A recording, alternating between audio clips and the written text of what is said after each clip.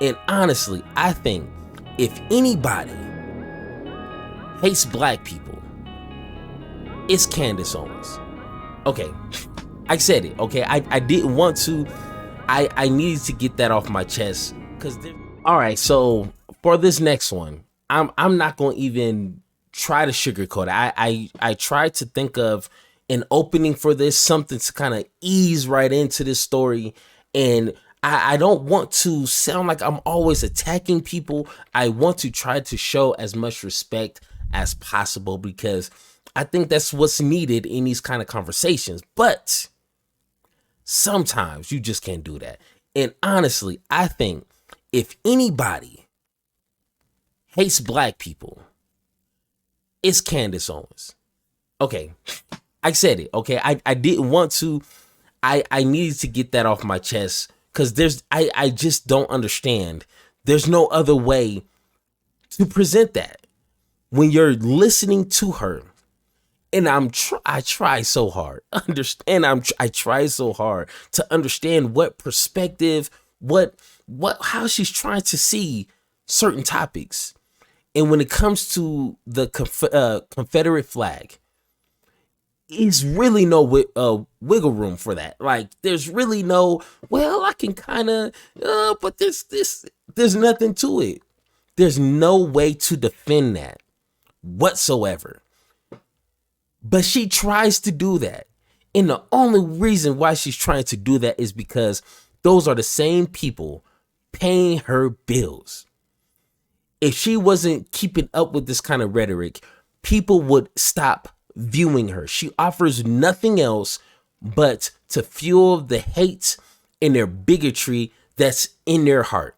That's all she's doing is just certifying that's within them. That's all she's good for. Nothing more, nothing less. So let's hear what she has to say. Hi. Thoughts on the Confederate flag. I do not see a problem with people whose family members died fighting for that flag to be able to wave it high. As if you need me to tell you, that was the Candace Owens podcast, which I'm sure all of you caught, especially since it was the Christmas podcast. That was yesterday. She went on to give the reasoning, crazy reasoning for what she just said and why people should be able to proudly display the fabulous stars and bars. Here's Candace Owens. It is historical.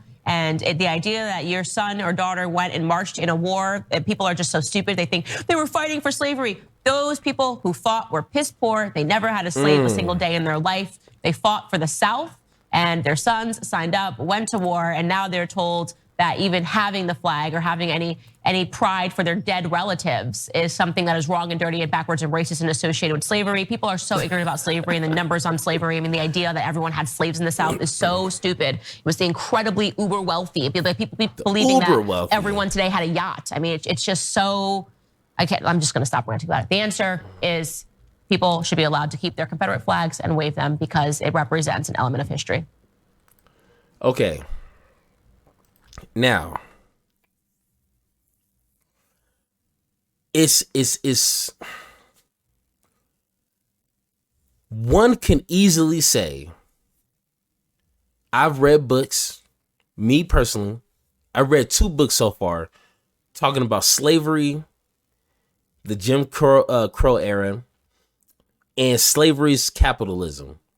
All the resources, all the money, every single detail on how they made money. It was a hard book to listen to. I could show you stats. I could show you sources of people saying, Candace said, only the uber rich had slaves. Do you know it was millions of slaves? Million. She makes it seem like it was like maybe like, a couple hundred, like it was like 2 plantations in the whole South. And it was like 50, and once they, died and that was kind of it. It was generational. You were born a slave. You had kids. They forced you to have kids. They separated families. They sold them. into slavery, and it repeated over and over and over again. What is she talking? You can, not now. Then you can take loans for slaves.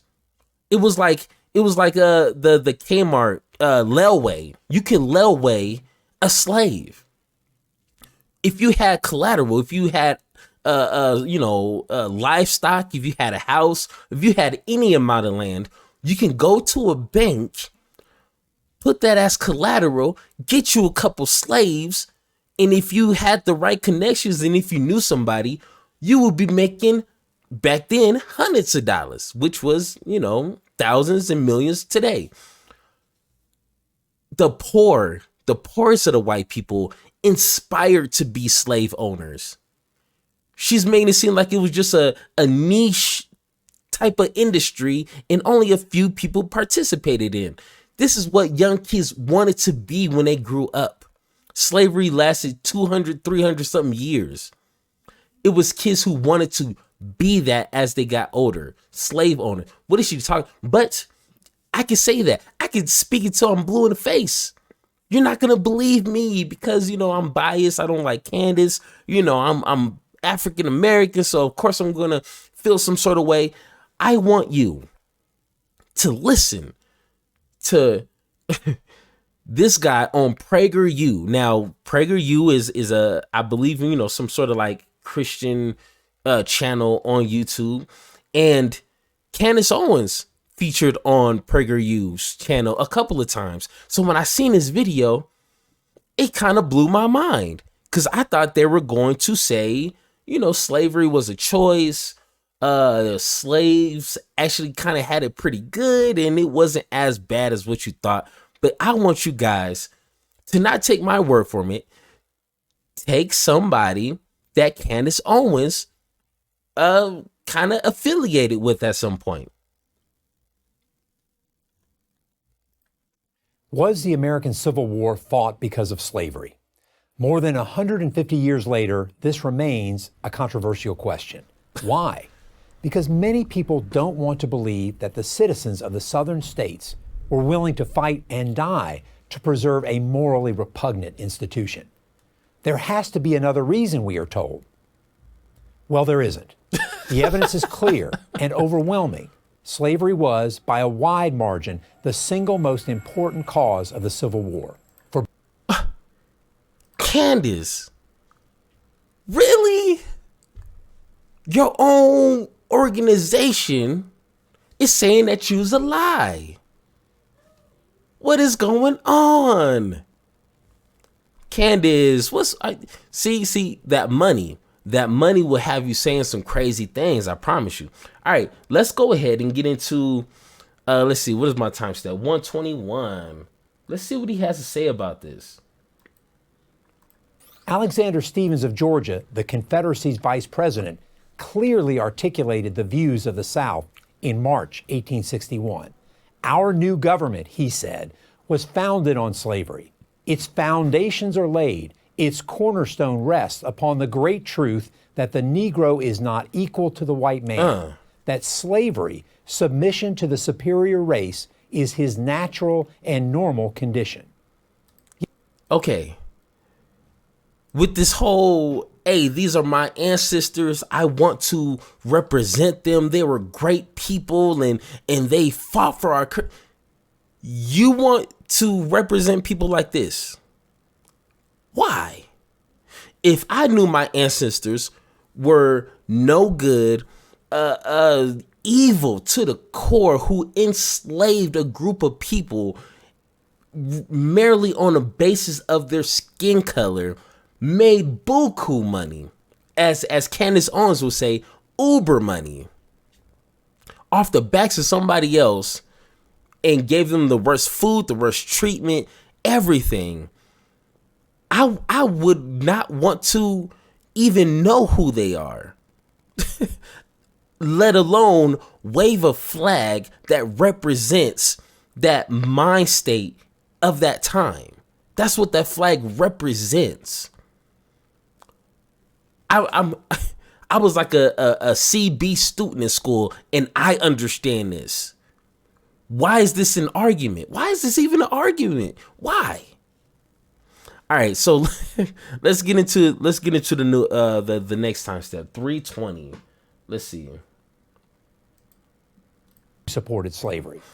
The slave society was embraced by all classes in the South. The rich had multiple motivations for wanting to maintain slavery. That's true. But so did the poor, non-slaveholding whites. The peculiar institution ensured that they did not fall to the bottom rung of the social ladder. That's why another argument that the Civil War couldn't have been about slavery because so few people owned slaves has little merit. Candace, that's literally what you said. Oh, come on, Candace. Is the art of reading books so far gone? Is the art of being a reasonable human being, is that a thing of the past? Pick up a book. Do some sort of research before you go. And this is, like I said in my last video, you have a responsibility when you have a platform that's catering to millions, potentially millions and millions of people listening to you. Why be so irresponsible with the information or the lack of while you're speaking?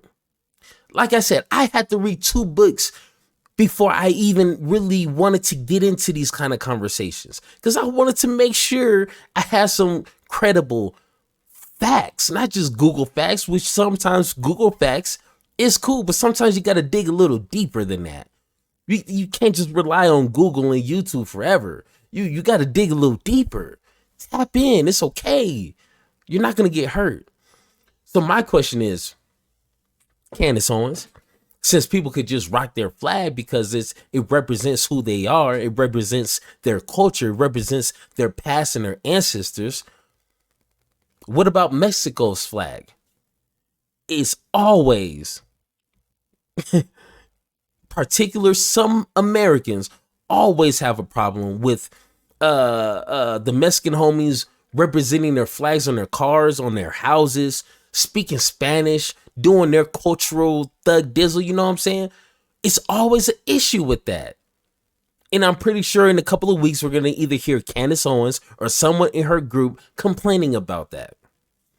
What about the LGBTQ flag?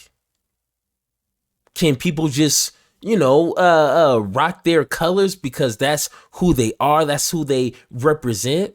It's always an issue with that. When the LGBTQ flag is flying right next to the American flag, people want to cry and complain about that. But no, you can hang a Confederate flag next to a U.S. flag. I don't get it. I don't understand. What about ISIS? Can they represent their flag? Can they come over here waving their flag around? No, it'd be game over if somebody did that, because that flag represents something that you don't want to associate yourself with. Just like the Confederate flag. That's not hard to understand.